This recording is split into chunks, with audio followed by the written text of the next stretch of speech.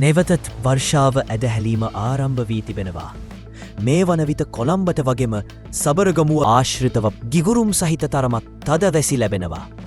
මේ වන විට ජාත්‍යන්තර දතමගින් ලබාගත් තොරතුරුයි ඔබට මේ දක්නට ලැබෙන්නේ.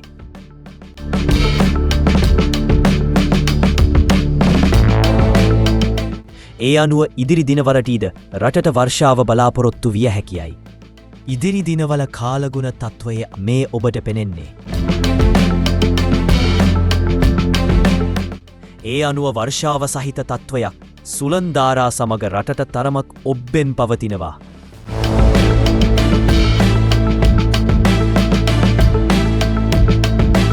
මෝසම් සුළඟ සමග වර්ෂාව රට තුළට ඇතුළුවන ආකාරය බැකගන්න පුළුවන්.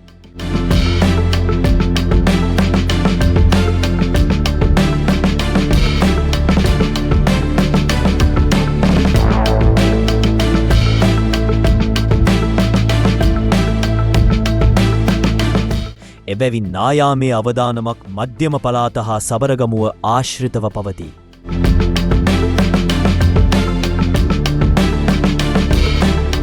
ජලාශවල ජලමත්තමද ඉහළ යාමේ අවදානමක් පවතී. එබැවින් ඉදිරි දිනවලතීද අවශ්‍ය ක්‍රියාමාර්ග ගෙන ඔබගේ ජීවිත හා වටිනාදය ආරක්ෂා කරගන්න මෙන් අප දැනුම් දෙනවා.